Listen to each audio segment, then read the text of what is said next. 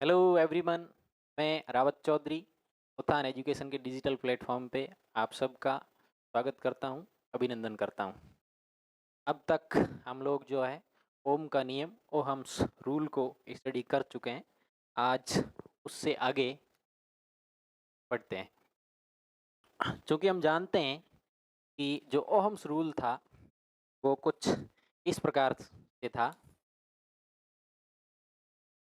Ohm's rule या Ohm's law या फिर ओम का नियम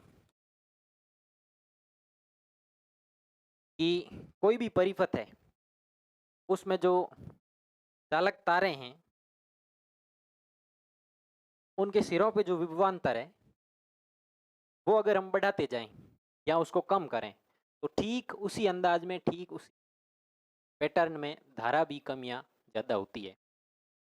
इसके मायने ये है कि अगर विभव अंतर या पोटेंशियल डिफरेंस है वो इलेक्ट्रिक करंट या विद्युत धारा है उसके समानुपाती होता है। यानी जिस अंदाज में अपन V को परिवर्तित कर रहे हैं ठीक उसी अंदाज में I या इलेक्ट्रिक करंट है वो भी चेंज होगी। दूसरे मायने इसके ये है कि अगर V को अपन बढ़ाएंगे, V को अपन राइज करेंगे तो I विल ऑल्सो राइज। और अगर पोटेंशियल डिफरेंस या विभव अंतर को कम करेंगे तब भी जो I या इलेक्ट्रिक करंट है वो डाउन होगी, कम होगी, ठीक उसी अंदाज में। और यहाँ से अगर गणित की भाषा में मैं कहूँ तो इस जो प्रोपोर्शनल चिन्ह है यहाँ पे प्रोपोर्शनलिटी का समानुपाती का जो चिन्ह है इसको अगर हम हटाएं तो यहाँ पे कोई नियतांक आना चाहिए क्योंकि मैं के कह रहा हूँ और इसी के को हम आर कहते हैं। आर माने रेजिस्टेंस। तो गणित से या फिर ओम के नियम से हम लोग आर तक पहुंच चुके थे, आर को हमने इंट्रोड्यूस कर दिया था। आज हम इसी आर के बारे में पढ़ने वाले हैं। और दूसरा ये भी है कि यहाँ से अगर हम ये करें कि बटे आई करें तो ये है जो के या फिर आर के बराबर बचता है V upon I that is equals to के और रेजिस्टेंस या नियतांक। तो ये है कि अगर हम v को बढ़ाएंगे तो उसी अनुपात में i बढ़ जाएगा तो r का मान है वो उतना ही रहेगा। मान लीजिए एक दो एग्जांपल ले लेते हैं।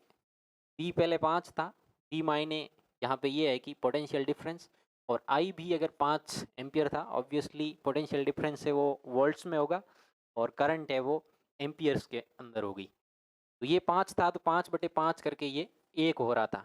5/5 1 ये r का मान है। और अगर उसको ठीक दुगना कर दिया 5 का दुगना 10 तो इसी को या करंट को इलेक्ट्रिक करंट को भी डबल होना पड़ेगा 5 दूने 10।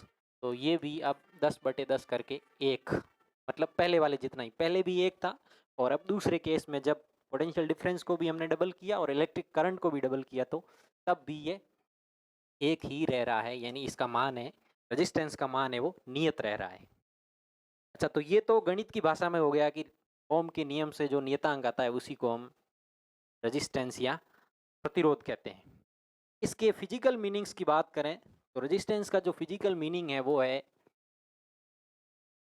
जो आवेश का प्रवाह होता है, इलेक्ट्रॉन्स जब किसी सर्किट के अंदर से फ्लो करते हैं। कि अगर चालकों की बात करें या धातुओं की बात करें तो वहाँ पे जो करंट है वो इलेक्ट्रॉनों के कारण से ही उत्पन्न होती है, इलेक्ट्रॉनों के कारण से ही बहती है। तो इलेक्ट्रॉनों या फिर चार्जेस के मार्ग में जो रुकावट ऑब्स्टेकल्स आते हैं उसी को ही रेजिस्टेंस या प्रतिरोध कहते हैं। अच्छा, अब धातुओं के अंदर में ये बाधा क्यों पैदा होती है? तो इसका कारण कुछ इस प्रकार से है। जब अपन बाहर से बैटरी लगाते हैं, बैटरी को अपन दूसरी भाषा में कहें तो विद्युत क्षेत्र लगा दिया, इलेक्ट्रिक फील्ड अप्लाई कर दिया। बैटरी लगाने के मायने यही है कि हमने दोनों तरफ से आकर्षण लगा दिया है। और इलेक्ट्रॉनों के संदर्भ में बात करें तो जो धनाग्र सिरा है वो इलेक्ट्रॉनों के लिए आकर्षण का काम करेगा और जो ऋणाग्र सिरा है वो इलेक्ट्रॉनों को प्रतिकर्षित करेगा, तो इलेक्ट्रॉनों को अपने से दूर धकेलेगा। और धनाग्र वाला या फिर जो पॉजिटिव वाला है वो अपनी ओर आकर्षित करेगा। तो इसी को ही अपन कभी बार ऐसे भी लिख लेते हैं कि मान लीजिए बीच में इलेक्ट्रॉन्स पड़े हुए हैं और साइड में ऐसे दो डंडे खींच के अपन एक साइड ऐसे प्लस प्लस लिख लेते हैं और एक साइड ऐसे माइनस माइनस लिख लेते हैं। तो ये यहाँ पे हमने क्या किया है, सीधा दर्शा दिया है। हमने जो बीच में वायर होते हैं कनेक्टिंग वायर से उनको नहीं दर्शाया, लेकिन बात यही है कि हमने कुल मिला के बैटरी ही लगाई है। तो बैटरी लगाएंगे तो इलेक्ट्रॉन, जब बैटरी नहीं लगी हुई थी तो रैंडमली मोशन कर रहे थे, और जो अपन नेट वेलोसिटी की बात करें तो वेलोसिटी चूंकि एक वेक्टर है, एक सदिश है, तो उसका जो नेट वेग बनता है जब बैटरी नहीं लगाई हुई है इलेक्ट्रिक फील्ड की अनुपस्थिति में, in the absence of electric field, तो उस टाइम जो उसका नेट वेग है वो जीरो बनता है। यानी इलेक्ट्रॉन कभी इधर भाग गया, कभी इधर भाग गया, कभी ऊपर भाग गया, कभी नीचे भाग गया, ऐसे करके उसका जो कुल मिला के वेग बनता है वो जीरो बनता है। क्योंकि ये वेक्टर है और वेक्टर्स के अंदर में दिशा भी मायने रखती है, तो ऐसे कुल मिला के जो दिशाएं हैं वो आपस में कैंसिल हो गए, नेट वेलोसिटी है वो जीरो हो जाती है। लेकिन जब हम इलेक्ट्रिक फील्ड या फिर बैटरी लगा देते हैं तो इलेक्ट्रॉनों का जो नेट वेग है वो जीरो नहीं बनता है, कुछ ना कुछ उनका नेट वेलोसिटी है वो फाइनली बन के आता है। उसी को अपन ड्रिफ्ट वेलोसिटी कहते हैं या फिर अपवाह वेग कहते हैं। हालांकि ये एक अलग कंसेप्ट है, लेकिन जानकारी की दृष्टि से बता देता हूँ कि जब अपन सर्किट के अंदर में बैटरी लगा देते हैं तो सर्किट की जो तारें हैं उनके अंदर में जो इलेक्ट्रॉन है, मेटल्स के अंदर के जो इलेक्ट्रॉन है उनका नेट वेलोसिटी वो जीरो नहीं बनता। इलेक्ट्रॉन कैसे भी करके जो है धनाग्र सिरे की ओर भाग जाता है, तो अपन कह देते हैं कि यहाँ पे कुछ ना कुछ नॉन जीरो वेलोसिटी बन गई है। तो जैसे ही अपन ने बैटरी लगाई तो जो इलेक्ट्रॉन्स है उनको भी गतिज ऊर्जा मिली, और जो मेटेलिक कोर्स हैं उनको भी गतिज ऊर्जा मिली, वो भी अपनी जगह में, हालांकि अपनी जगह छोड़ते नहीं, इलेक्ट्रॉन तो फ्री होते हैं। मेटल्स के अंदर के इलेक्ट्रॉन पूरे धातु के सैंपल के अंदर में, मेटल के सैंपल के अंदर में कहीं पे भी आ जा सकते हैं, हालांकि सरफेस को नहीं छोड़ते हैं, क्योंकि सरफेस को छोड़ेंगे तो वहाँ पे वर्क फंक्शन नाम की एक एनर्जी है वो भी हमें एक्स्ट्रा ऐड करनी पड़ेगी, तब जाके वो सरफेस को छोड़ते हैं। लेकिन जब हम सामान्यतः बात करते हैं, हमने उस मात्रा की एनर्जी सर्किट को नहीं दी हुई है, तो उस केस में इलेक्ट्रॉन है वो जैसे ही अपन अप्लाई करते हैं बैटरी, तो उनको, और जो मेटेलिक कोर्स हैं, जो पॉजिटिव आयंस है मेटल्स के, उनको कुछ ना कुछ काइनेटिक एनर्जी है वो मिल जाती है।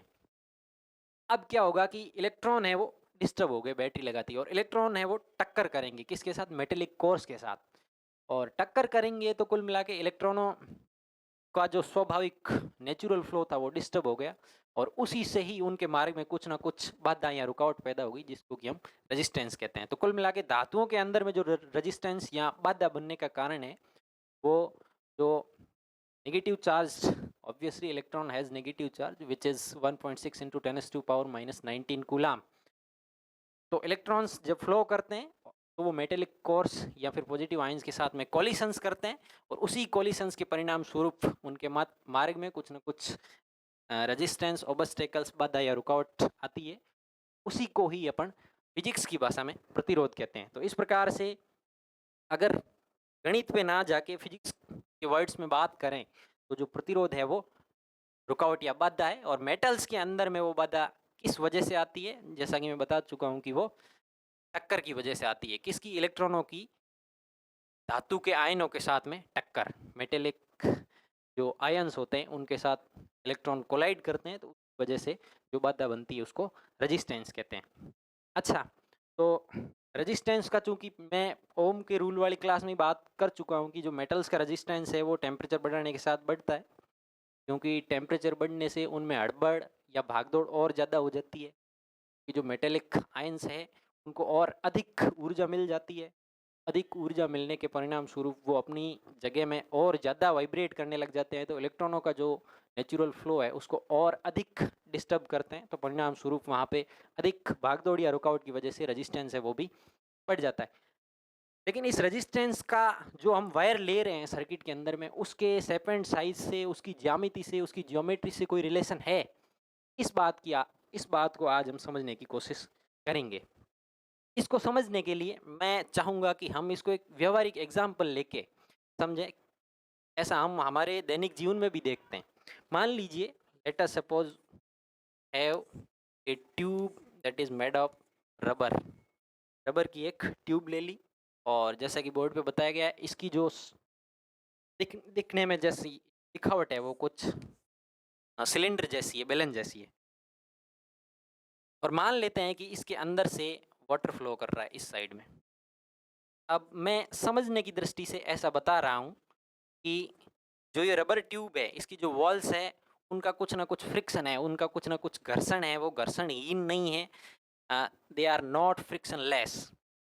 तो उस घर्षण की वजह से जब वाटर मॉलिक्यूल्स इस रबर ट्यूब के अंदर से फ्लो करेंगे, तो कुछ ना कुछ बाधाएं, अड़चन उत्पन्न होगी, किनके? पानी के अणुओं के मार्ग में। और उसी बाधा को अपन जब अपन सर्किट में जाएंगे या फिजिक्स के अंदर में घुसेंगे, तो उसी बाधा को अपन प्रतिरोध कहेंगे। तो वाटर मॉलिक्यूल्स जब इसके अंदर से पास होंगे, तो कुछ ना कुछ बाधा है वो इसकी घर्षण की वजह से, ऐसा मैं मान रहा हूँ। हालांकि और भी कारण हो सकते हैं बाधा या रुकावट के, लेकिन मैं मान रहा हूँ कि घर्षण की वजह से पानी के अणुओं के मार्ग में कुछ ना कुछ बाधा उत्पन्न हो रही है।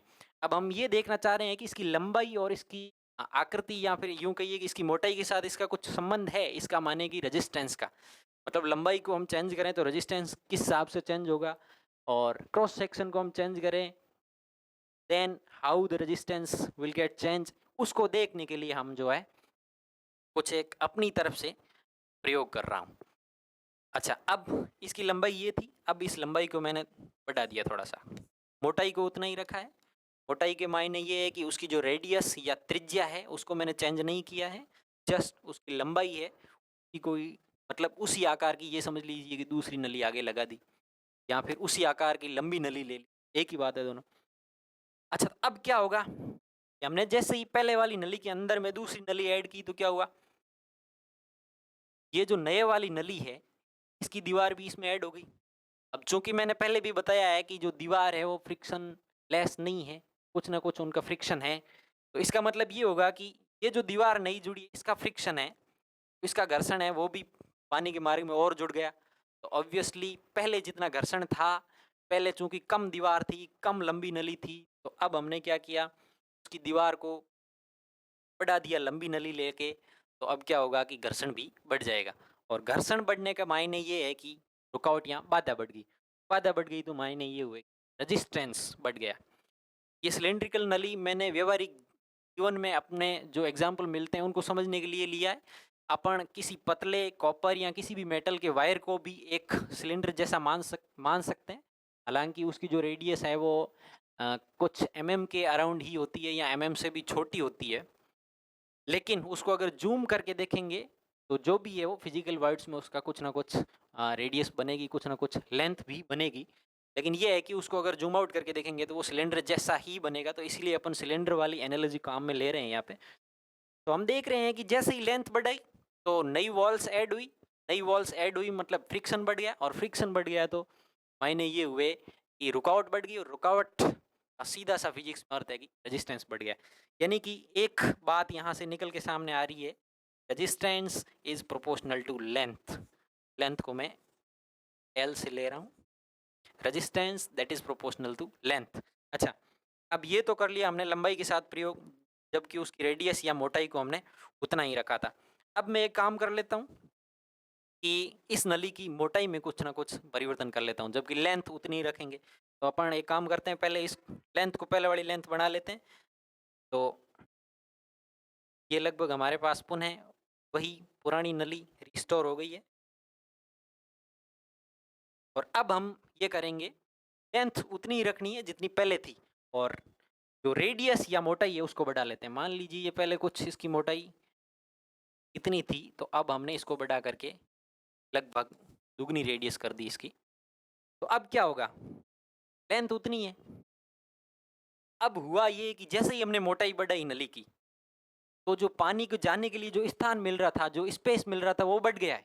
यानी पानी और अधिक आसानी से गुजरेगा, पानी के मार्ग में जो रुकावट थी वो कम हो गई है। क्यों? क्योंकि वाटर मॉलिक्यूल्स को स्पेस ज़्यादा मिल रहा है, वो आसानी से फ्लो कर रहे हैं। उनके पास चॉइस हो गई है कि अब मैं यहाँ से निकलूँ या यहाँ से निकलूँ। उनको इतना खुला स्थान मिल पा रहा है कि वो पहले की तुलना में अधिक आसानी से जो रबर ट्यूब है उसके अंदर में से फ्लो कर रहे हैं। यानी कि रुकावट कम हुई, और रुकावट या बाधा कम हुई तो इसका मायने ये हो गया कि रेजिस्टेंस कम हो गया। तो दूसरा, जब हमने मोटाई को बढ़ाया या रेडियस को बढ़ाया, तो हुआ ये, जो रुकावट है वो कम हो गई, यानी कि रेजिस्टेंस है that is inversely proportional to area. Area को और अच्छे से शब्द में मैं कहूँ तो हम उसको क्रॉस सेक्शन एरिया कहते हैं। अच्छा, अब क्रॉस सेक्शन क्या भला है इसको समझ लेते हैं। कि मैं मान लेता हूँ कि ये जो इलेक्ट्रिक पेन है ये लगभग सिलेंड्रिकल है, दोनों साइड से मैंने पकड़ लिया, तो बीच वाला जो शेप है इसका वो लगभग सिलेंड्रिकल है। अब इसको मैं अगर क्रॉस सेक्शन, अब मैं मान लीजिए कि इस हॉरिजेंटल में यहाँ पे करंट फ्लो हो रही है और इसके हॉरिजेंटल के वर्टिकल ठीक खड़ा क्रॉस सेक्शन अनुप्रस्थ काट, अनुप्रस्थ माने एकदम वर्टिकल या खड़ा खड़ा काट दूं तो जो सर्किल या वृत्त मेरे को दिखेगा काटने के बाद में, ऐसे करके देखेंगे तो एक वृत्त अपने को सामने से दिखेगा, तो उस वृत्त का जो एरिया है उसको अपन क्रॉस सेक्शन या अनुप्रस्थ काट क्षेत्रफल कहते हैं।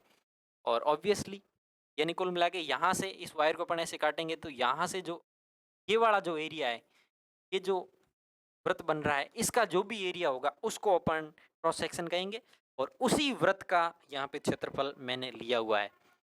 तो कुल मिला के ये सिलेंड्रिकल वायर है, तो सिलेंड्रिकल वायर को आप कहीं से भी काटोगे तो सेम रेडियस वाला ही वृत्त या सर्किल निकल के आएगा और उसका जितना भी एरिया है उसके ये। और दूसरा, रेडियस चेंज या मोटाई चेंज करने का भी मायना वही है। कैसे?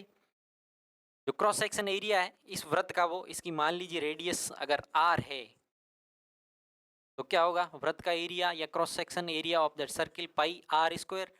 और मोटाई चेंज करूंगा तो मैं क्या करूंगा, रेडियस को चेंज करूंगा, और रेडियस को जैसे ही चेंज किया, पाई तो चूंकि ये कांस्टेंट है that is 3.14 always remain constant, तो r को मैंने जैसे ही बदला या मोटाई को जैसे ही बदला तो ऑब्वियसली वो बदलाव है या वो परिवर्तन है, वो चेंज है, वो किसके अंदर में आ गया, क्रॉस सेक्शन एरिया या अनुप्रस्थ काट क्षेत्रफल के अंदर में आ गया। यानी कि मोटाई को बदलना, रेडियस को बदलना और क्रॉस सेक्शन एरिया को बदलना, ये तीनों चीज़ें हैं, सेम ही हैं, कोई अलग बातें नहीं है। तो अब हमने इस रबर ट्यूब वाले एग्जाम्पल से समझा कि रेजिस्टेंस है वो वायर जो भी लेंगे, किसी भी मेटल का लेंगे, उसकी लंबाई के समानुपाती होगा, और जो क्रॉस सेक्शन एरिया लेंगे उसके व्युत्क्रमानुपाती क्रमानुपाती होगा। यानी हम जैसे जैसे मोटाई बढ़ाएंगे रेजिस्टेंस कम होगा, करंट और आसानी से फ्लो करेगी। यानी हम किसी सर्किट में अगर ऐसा चाहते हैं वो कम गर्म हो, का रेजिस्टेंस कम हो, क्योंकि ये भी हम जानते हैं कि जो जूल थॉमसन हीटिंग इफेक्ट है, जूल का जो हीटिंग इफेक्ट है उसके अनुसार से आई स्क्वायर आर ये मात्रा में हीट पैदा होती है जब किसी भी वायर के अंदर से, जिसका कि रेजिस्टेंस आर है, इसके अंदर से अगर आई करंट फ्लो हो रही है, इसमें ज़्यादा डीप में नहीं जाना है, हम ये मान रहे हैं कि यहाँ पे कोई प्रतिरोध लगा हुआ है और उसके अंदर से कोई आई मात्रा की current, that could be anything, जो कि 1 एम्पियर 2 एम्पियर कितनी भी हो सकती है, आई मान लेते हैं जनरली, वो फ्लो हो रही है, तो उसके अंदर में जितनी हीट बनेगी, जितनी गर्मी, गर्माहट, ऊष्मा पैदा होगी, वो आई स्क्वायर आर होगी। यानी आई के भी समानुपाती है और आर के भी समानुपाती है। आर ज़्यादा होगा तो वो हीटिंग ज़्यादा होगी। तो अच्छा, मैं ये बताना चाह रहा था, इसी सर्किट के अंदर में हम चाह रहे हैं कि ऊष्मा कम हो, तो हमें क्या करना होगा, आर को कम करना होगा। क्यों? क्योंकि ऊष्मा है वो आर के समानुपाती है। आर बढ़ता है तो वहाँ पे जो गर्माहट या ऊष्मा पैदा होती है वो भी बढ़ती है। और अगर हम चाहते हैं कि रेजिस्टेंस कम हो ताकि वो कम गर्म हो, के लिए ये आवश्यक है। क्या आवश्यक है? एक तो वो वायर है वो कम लंबा होना चाहिए ताकि रेजिस्टेंस कम हो, क्योंकि आर और एल एक दूसरे के प्रोपोर्शनल है, एक दूसरे के समानुपाती है। एल बढ़ेगा तो आर भी बढ़ जाएगा, एल कम होगा तो आर भी कम होगा। हम चाहते हैं कि वायर कम गर्म हो, तो उसके लिए आवश्यक है क्या, रेजिस्टेंस कम हो, और रेजिस्टेंस कम होने के लिए क्या आवश्यक है, एल कम हो। अच्छा, आर को हम चूंकि कम रखना चाहते हैं तो ए को ज़्यादा कर दो। ए को ज़्यादा करने के क्या मायने, मोटाई बड़ी ले लो। यानी कि रेजिस्टेंस कम करना है तो कम लंबा और अधिक मोटा वायर ले लो, जिससे कि कम गर्म होगा वो वायर। यानी हमारे पास अगर मान लीजिए कॉपर का चूंकि रेजिस्टेंस कम होता है, 10⁻⁻8 की रेंज में होता है, 10⁻⁻8 ओम की रेंज में कॉपर का रेजिस्टेंस होता है, तो हम उसको भी प्रेफर करते हैं। और उसके बाद एल्यूमिनियम का नंबर आता है, क्योंकि चांदी या सिल्वर का रेजिस्टेंस और कम होता है, लेकिन चांदी हमारे लिए बहुत कॉस्टली पड़ जाएगा, उसकी जगह हमने जो है कॉपर या एल्यूमिनियम को ही चुना है। जैसा कि हम जानते हैं कि जो हमारे घरों में जो बिजली आती है, इलेक्ट्रिसिटी आती है, वो एल्यूमिनियम के वायर्स की मदद से या एल्यूमिनियम की तारों की मदद से आती है, क्योंकि उनका रेजिस्टेंस कम होगा, और रेजिस्टेंस कम होगा तो ये जो हीटिंग है यहाँ पे ये कम होगी और करंट है वो अधिक आसानी से बहेगी। और दूसरा, हम जो कि ये भी जानते हैं कि वो कम मोटे होते हैं और अधिक लंबे होते हैं। अच्छा, हम चाहते हैं कि उनका और रेजिस्टेंस कम हो तो क्या करेंगे, ए चूंकि बढ़ाएंगे तो आर घट जाएगा, उनको अधिक मोटा कर सकते हैं और कम लंबा रखें, जिससे कि हम जो भी सर्किट बनाए उसका अंदर का जो रेजिस्टेंस है वो कम बने, प्रतिरोध कम बने, और जिससे कि ये जो यहाँ पे आई स्क्वायर आर मात्रा की जो ऊर्जा बन रही है या ऊष्मा बन रही है वो भी कम रहे। तो इस प्रकार से अगर फ्यूज तार की बात करें, हालांकि फ्यूज तार की कुछ प्रॉपर्टीज होनी चाहिए, वो कुछ इस प्रकार से है कि उसका मेल्टिंग पॉइंट या गलनांक है वो कम होना चाहिए, मतलब वो कम मात्रा की ऊष्मा में ही गल जाए। और दूसरा, उसकी जो रजिस्टिविटी है, प्रतिरोधकता है, वो भी कम होनी चाहिए। प्रतिरोधकता क्या बोला है, इसको अपन नेक्स्ट स्लाइड में डिस्कस करेंगे। प्रतिरोधकता भी कम होनी चाहिए और प्रतिरोध ज़्यादा होना चाहिए। इसको कैसे समझेंगे, मैं नेक्स्ट स्लाइड में बात करूंगा कि प्रतिरोधकता क्या बोला है। और अच्छा, अब उसकी शेप एंड साइज से कैसे, तो अगर हमें रेजिस्टेंस ज़्यादा बनाना है ताकि क्या है, गर्मी ज़्यादा बने और फटाफट गल जाए, गलनांक तो हमने उसका कम लिया हुआ है ही, तो रेजिस्टेंस को हमें ज़्यादा बनाना है तो हम उसकी लेंथ ज़्यादा रखेंगे और मोटाई कम रखेंगे या पतला रखेंगे, जिससे कि रेजिस्टेंस या प्रतिरोध ज़्यादा बने। और ज़्यादा प्रतिरोध होगा तो ज़्यादा ऊष्मा पैदा होगी, और गलनांक चूँकि हमने कम लिया हुआ है ही, तो वो फटाफट से जैसे ही लोड पड़ेगा तो गल जाएगा, और जो भी हमारे काम के उपकरण हैं वो जलने से बच जाएंगे। तो कुछ इस प्रकार से ये तो था प्रतिरोध। अब नेक्स्ट स्लाइड में हम बात कर लेते हैं प्रतिरोधकता की, क्योंकि हम अब तक एक चीज़ पढ़ चुके हैं, वो ये है कि R proportional to L upon A। अब जैसा कि ओम के रूल में V प्रोपोर्शनल टू I था, और वहाँ पे प्रोपोर्शनलिटी जो चिन्ह था उसको हटा के हमने एक नया नियतांक लाए थे जिसको कि रेजिस्टेंस बोला था। यहाँ पे भी वही काम कर लेते हैं, प्रोपोर्शनलिटी चिन्ह को हटा लेते हैं और नया नियतांक मान लीजिए ये K डैश है। अच्छा, वहाँ पे उस K को हमने रेजिस्टेंस बोला था, इस K डैश को यहाँ पे रजिस्टिविटी बोलते हैं या प्रतिरोधकता बोलते हैं। रजिस्टिविटी या प्रतिरोधकता, हिंदी में प्रतिरोधकता। और इसी को जैसे वहाँ पे उस K को हमने R बोला था, K डैश को यहाँ पे रो बोलते हैं, रो फॉर रजिस्टिविटी। अब इसके अगर डायमेंशंस की या यूनिट्स की बात करें, क्योंकि R है, R को अपन ओम में नापते हैं, तो R के लिए ओम लिख लिया, और रो या के डैश इसको तो निकालना ही है तो इसको एज इट इज रख लेते हैं। लेंथ को हम मीटर में नापते हैं, एरिया को हम ऑब्वियसली मीटर स्क्वायर में नापते हैं। तो ये जो मीटर है ऊपर वाला एक, नीचे वाला 1 मीटर को खा जाएगा, तो नीचे 1 मीटर ही बचेगा।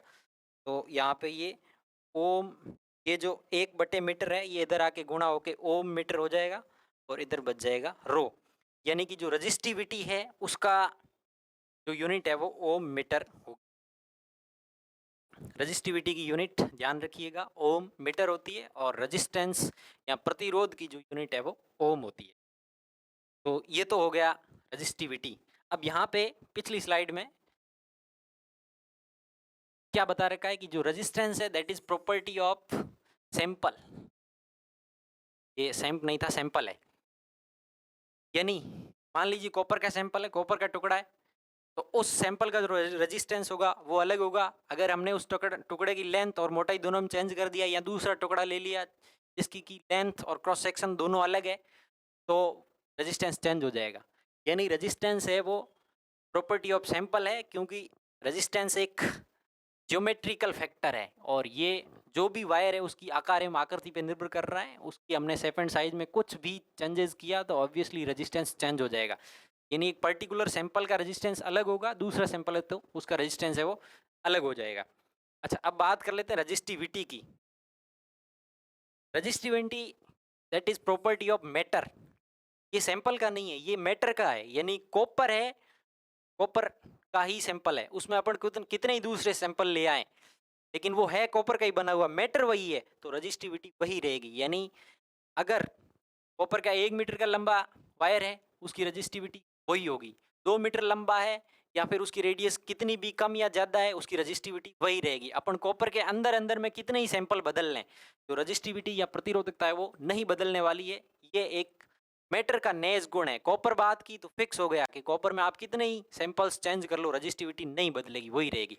लेकिन अगर अपन मेटल बदल दी या मैटर बदल दिया, पदार्थ बदल दिया, कॉपर की जगह हमने आयरन यूज़ कर लिया तो उस समय रजिस्टिविटी बदल जाएगी, क्योंकि रजिस्टिविटी है वो एक मैटर का गुण था और मैटर चेंज कर दिया तो रजिस्टिविटी चेंज हो जाएगी। लेकिन सैंपल चेंज करने से, उसी मैटर के अंदर के सैंपल्स चेंज कर दिए तो रजिस्टिविटी नहीं बदलेगी, लेकिन सैंपल्स अगर हमने बदल दिए तो रेजिस्टेंस बदल जाएगा। तो ये फ़र्क हुआ रेजिस्टेंस और रजिस्टिविटी के अंदर में। अच्छा, अब कैसे इसको और समझ लेते हैं कि जो कि R बराबर रो L अपॉन ए है। हम एक ऐसा सैंपल ले लेते हैं कॉपर का, मान लीजिए कि कॉपर का सैंपल है, उसकी लंबाई है वो 1 मीटर है और उसका जो एरिया है वो भी 1 मीटर स्क्वायर है। दूसरी भाषा में अगर सैंपल कुछ क्यूबिकल साइज में, कुछ घनाभ की आकृति का है, 1 मीटर लंबा ले लीजिए, 1 मीटर ऊंचा, 1 मीटर चौड़ा ले लीजिए, तो 1x1 होके उसका जो क्रॉस सेक्शन एरिया है वो भी 1 मीटर स्क्वायर हो जाएगा और लंबाई भी चूंकि हमने 1 मीटर मानी है तो 1 मीटर हो जाएगी। तो उस टाइम उसका जितना भी रेजिस्टेंस होगा, देख लीजिए अब क्या होगा यहाँ पे, R बराबर रो, L को भी 1 माना है, एरिया को भी 1 मीटर स्क्वायर माना है, तो R इक्वल्स टू रो हो गया। यानी जितना उसका रेजिस्टेंस होगा 1/1 वाले सैंपल का, उतना ही उसका रजिस्टिविटी होगी, उतना ही मात्रा में उसकी प्रतिरोधकता बनेगी। यानी ऐसा एक स्पेशल सैंपल है, किसी भी मैटर का एक स्पेशल सैंपल, जिसका कि क्या किया हमने, लंबाई 1 मीटर ले ली और जिसका क्रॉस सेक्शन एरिया या फिर अनुप्रस्थ काट क्षेत्रफल उसको भी 1 मीटर स्क्वायर कर लिया, तो उस केस में उसका जितना भी रेजिस्टेंस होगा वही उसकी रजिस्टिविटी होगी। हालांकि यूनिट सेम नहीं होगी, ऐसा नहीं है कि उस केस में जो रजिस्टिविटी है उसकी यूनिट है वो ओम हो जाएगी, रजिस्टिविटी यूनिट ओम मीटर ही रहेगी, लेकिन मात्रा में वो इतना ही है। अगर 1 ओम रजिस्टेंस बन रहा है उसका 1/1 वाले सैंपल का, तो 1 ओम मीटर है वो उसकी रजिस्टिविटी बनेगी। तो ये कुछ रजिस्टिविटी और रेजिस्टेंस को लेकर जो कन्फ्यूज़न था, को लेकर के मेरा जो ज्ञान था मैंने वो आपको बताया कि अगर कोई भी मैटर है उसका ऐसा सैंपल जिसका कि हमने 1 मीटर लंबा माना हुआ है और 1/1 एरिया भी 1 मीटर स्क्वायर माना हुआ है, उस स्थिति में उसका जितना भी रेजिस्टेंस है वो रजिस्टिविटी होगी। यानी कि ये एक रेजिस्टेंस का क्या हो गया, स्पेशल केस हो गया। तो इसको अपन दूसरी भाषा में रेजिस्टिविटी को स्पेसिफिक रेजिस्टेंस भी कहते हैं, स्पेसिफिक रेजिस्टेंस, क्योंकि एक रेजिस्टेंस का स्पेशल केस। कौन सा स्पेशल केस, ये वाली कंडीशन, L बराबर 1 मीटर और एरिया भी 1 मीटर स्क्वायर। तो अब तक हम इस बात को समझ चुके हैं कि जो रेजिस्टेंस है वो प्रॉपर्टी ऑफ सैंपल है, जबकि रेजिस्टिविटी है वो प्रॉपर्टी ऑफ मैटर है। जब तक मैटर नहीं बदलेंगे रेजिस्टिविटी वही रहेगी। कॉपर है, कॉपर में कितने भी सैंपल बदल दो रेजिस्टेंस चेंज हो जाएगा। अगर 1 मीटर लंबा हमारे पास वायर है और उसको हमने डबल कर दिया तो रेजिस्टिविटी वही रहेगी, लेकिन क्या होगा, रेजिस्टेंस डबल हो जाएगा। क्यों डबल होगा, क्योंकि रेजिस्टेंस है वो लंबाई के प्रोपोर्शनल होता है। अगर लंबाई को डबल कर दिया तो रेजिस्टेंस भी डबल हो जाएगा। और मान लीजिए एक ऐसा सैंपल है जिसको कि हमने उसकी रेडियस आधी कर दी पहले की तुलना में, तो क्या होगा, रेजिस्टेंस है वो डबल हो जाएगा। रेडियस को आधा किया है, क्रॉस सेक्शन, अच्छा रेडियस यहाँ पे चूंकि एरिया है वो पाई R स्क्वायर होता है। देखिए इस बात को भी समझ लेते हैं, ये भी समझना जरूरी है नई स्लाइड ऐड करके। मान लीजिए हमारे पास पहले एक ऐसा सैंपल है जिसकी लंबाई मान लीजिए 1 मीटर है और इसका क्रॉस सेक्शन एरिया, क्योंकि इसकी रेडियस में मान लेता हूँ कि रेडियस भी मान लीजिए आधा मीटर है इसकी रेडियस। अच्छा, फिर मैंने इसमें ये किया कि इसकी रेडियस है वो 1 मीटर कर दी, यानी डबल कर दी ऑब्वियसली, और इसकी लेंथ है 1 मीटर ही, पहले वाली ही रख रहा हूँ, जबकि रेडियस है वो 1 मीटर कर दी। पहले चूंकि आधा मीटर थी, गुणा करेंगे तो वो 1 मीटर हो जाएगी। अच्छा, पहले वाले केस में अपन अगर रेजिस्टेंस निकालें तो R बराबर रो, रो जो भी है अपने को उससे कोई मतलब नहीं है, हमें तो लंबाई और मोटाई या क्रॉस सेक्शन एरिया के साथ संबंध देखना है। तो लंबाई चूंकि 1 मीटर मानी हुई है और रेडियस है वो 1/2 है, तो ये कुल मिला के 2 रो हो जाएगा यहाँ पर R का मान। तो दूसरे केस में देख लेते हैं, तो R बराबर रो, L चूंकि वही रखा हुआ है, हमने केवल मोटाई के साथ संबंध देखना है, तो 1 हमने क्या किया, इसको दुगना कर दिया। अच्छा, यहाँ पे ये था क्योंकि ये 1 रेडियस नहीं होता, ये क्रॉस सेक्शन एरिया होता है, cross section area that is pi R square. तो R का मान आधा है तो हमें क्या करना पड़ेगा, यहाँ पे पाई R स्क्वायर करेंगे तो पाई 1/2, रेडियस चूंकि आधा मीटर है तो इसका स्क्वायर होगा। तो ये 2 रो नहीं बन के ये कुछ इस प्रकार बनेगा। क्या बनेगा, इधर ध्यान दीजिए आप लोग, रो इंटू 1/, ये तो पाई है ही, ये 1/2 का स्क्वायर करेंगे तो 1/4, तो ये 4 ऊपर आ जाएगा, तो ये 4 रो अपॉन पाई बनेगा। ठीक है, यानी कि रेडियस अगर आधा मीटर माना तो उस टाइम ये कुछ इतना बन रहा था। ठीक है, अब दूसरा केस हमारे पास, हमने क्या किया, रेडियस को दुगना कर दिया, तो ये r बराबर रो इंटू 1, तो ये है ही 1 क्या लेंथ है, लेंथ को हमने वही रखा हुआ है, रेडियस को दुगना कर दिया, तो पाई r स्क्वायर, r अब कितना है, 1 है, तो 1 इंटू 1 2 बार गुणा कर लिया, ये कितना हो जाएगा, रो अपॉन पाई हो जाएगा। इसको r डैश मान लेते हैं दूसरे वाले केस में। अब आप संबंध देखना चाहें तो अपन कह सकते हैं कि जो r है वो 4 गुणा है किसका, r डैश का, और किया क्या था, रेडियस को दुगना किया था, यानी रेडियस को या मोटाई को दुगना करेंगे तो रेजिस्टेंस है वो 1/4 हो जाएगा,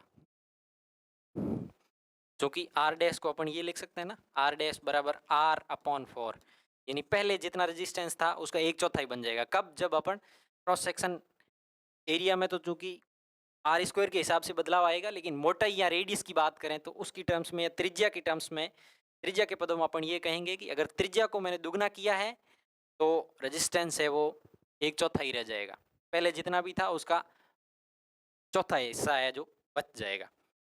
तो इस प्रकार से ये जो है एक एग्जाम्पल लेके हमने समझा कि मोटाई के साथ या क्रॉस सेक्शन एरिया के साथ रेजिस्टेंस का क्या संबंध होता है, और ऑब्वियसली लंबाई और क्रॉस सेक्शन एरिया कितना ही बदल दो, लेकिन रजिस्टिविटी जो कि एक मैटर का गुण है, अगर कॉपर का वायर है, दूसरे केस में भी कॉपर का ही वायर है, तो रजिस्टिविटी में कोई बदलाव नहीं होगा, लेकिन रेजिस्टेंस में हम देख रहे हैं कि लंबाई और मोटाई में बदलाव करने से बदलाव हो रहा है।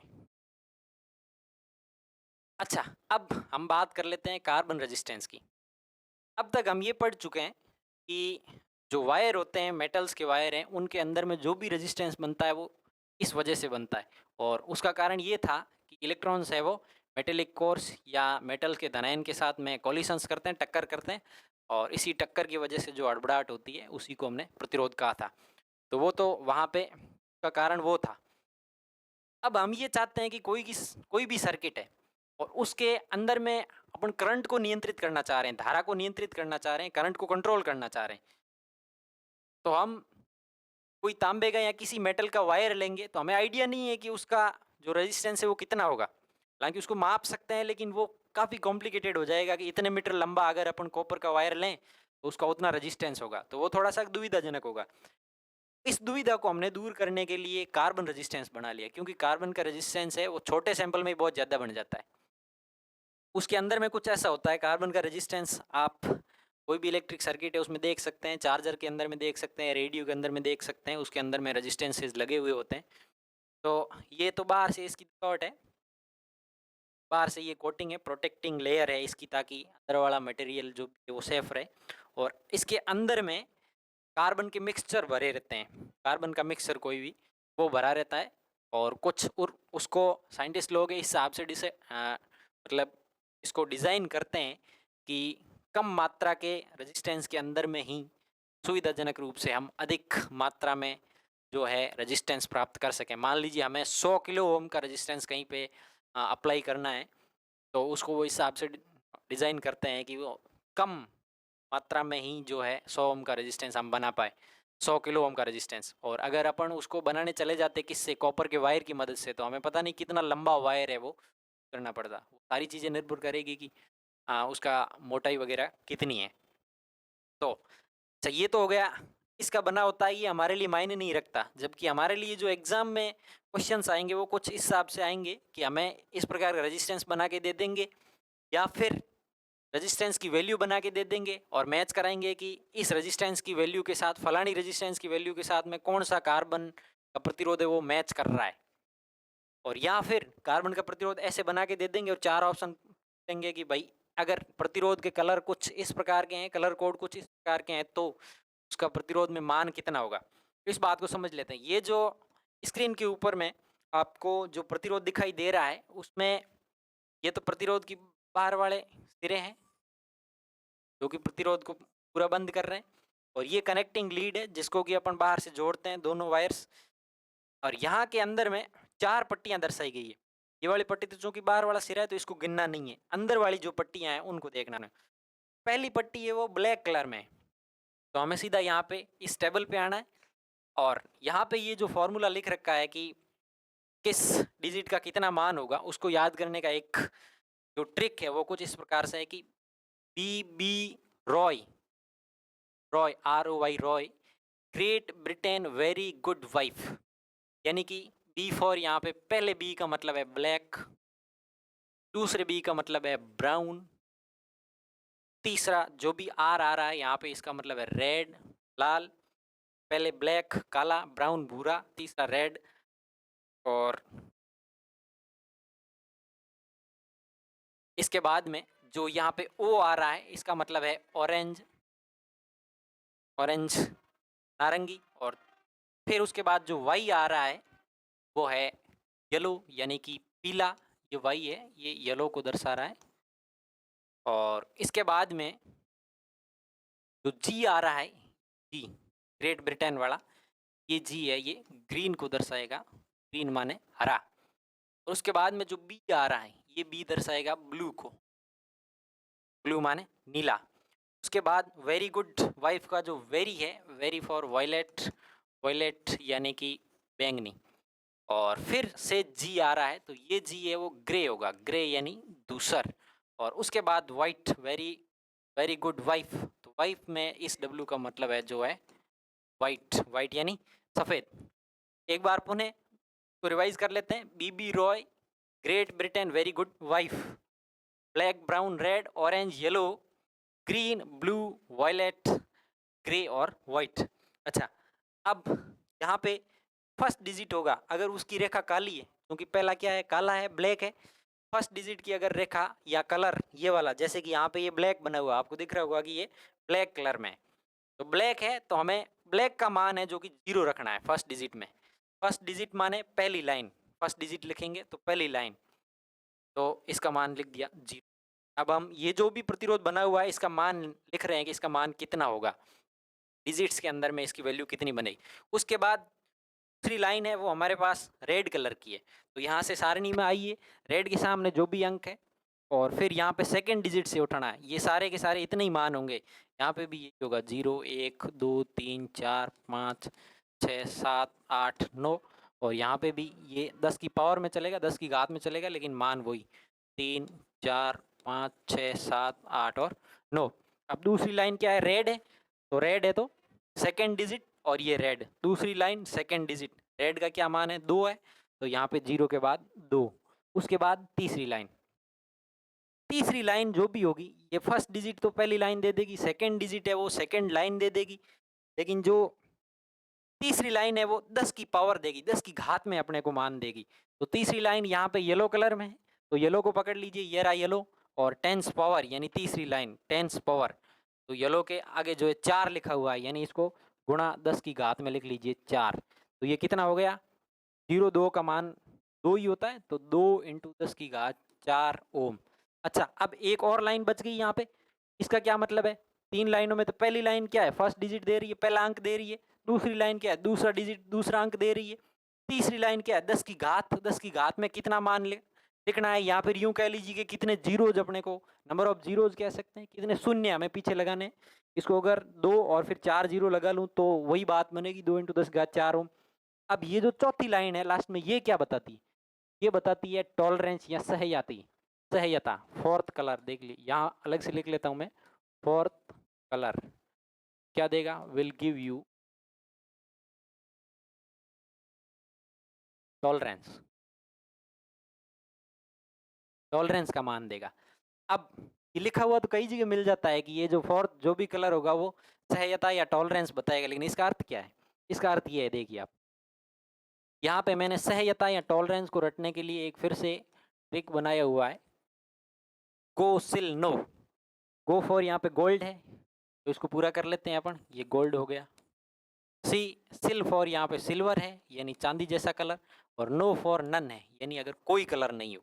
यहाँ पे तो ये कुछ गहरा पीला कलर दिखाई दे रहा है तो इसको मैं मान लेता हूँ कि ये गोल्ड जैसा ही है, ये वाला जो फोर्थ लाइन है ये गोल्ड मान लेता हूँ।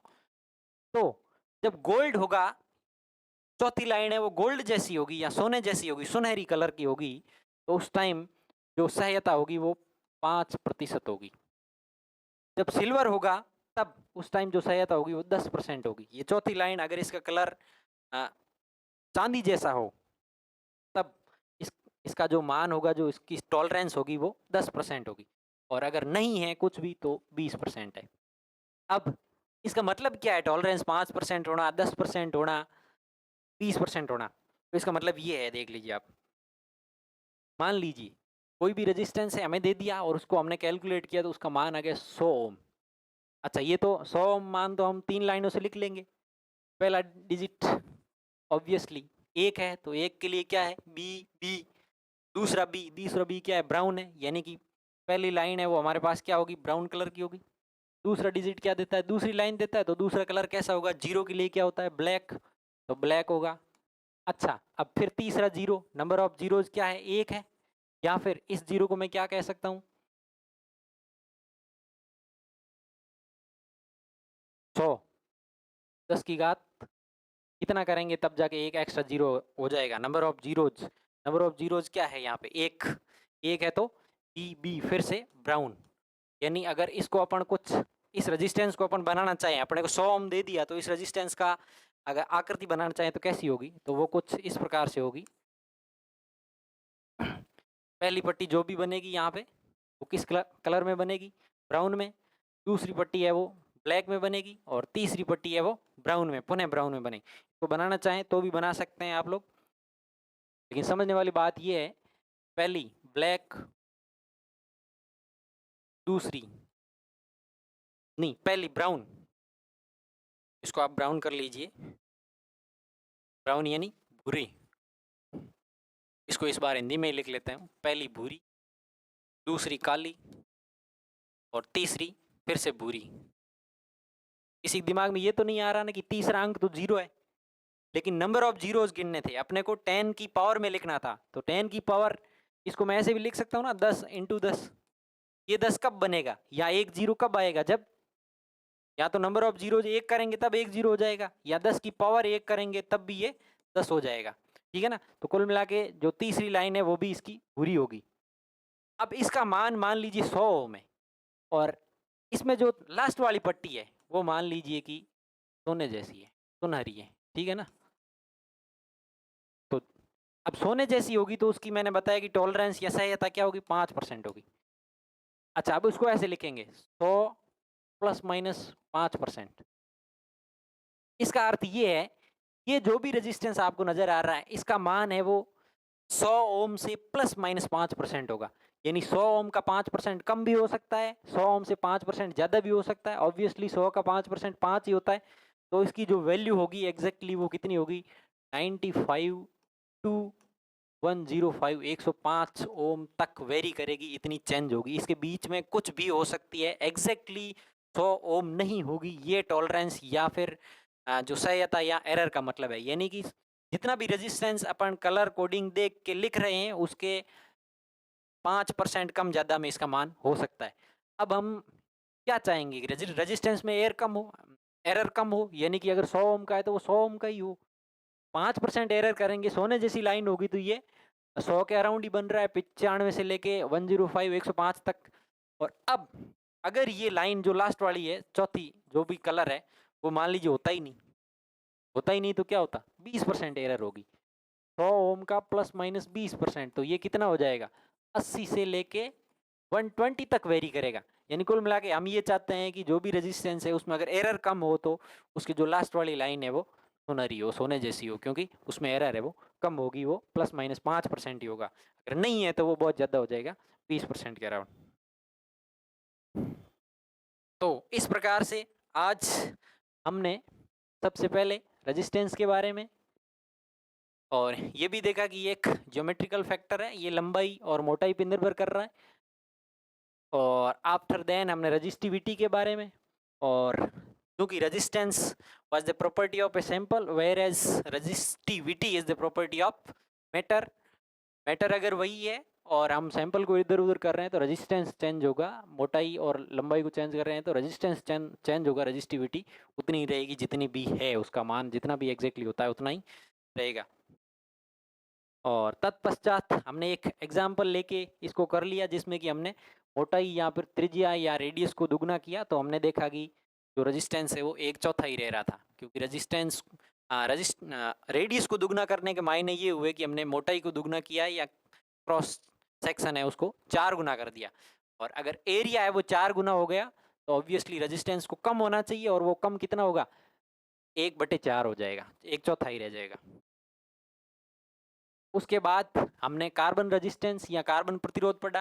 कार्बन प्रतिरोध की क्यों आवश्यकता पड़ी ये भी मैं बता चुका हूँ कि अपन मेटल्स की सहायता से उसको बनाते तो बहुत कॉम्प्लिकेटेड हो जाता, हमें लंबे लंबे वायर्स की आवश्यकता पड़ती। उसके बजाय हमने कार्बन का, जिसका कि रेजिस्टेंस कम मैटर में ही बहुत ज़्यादा हो जाता है, उस प्रकार का अपनी तरफ से एक रेजिस्टेंस बना लिया।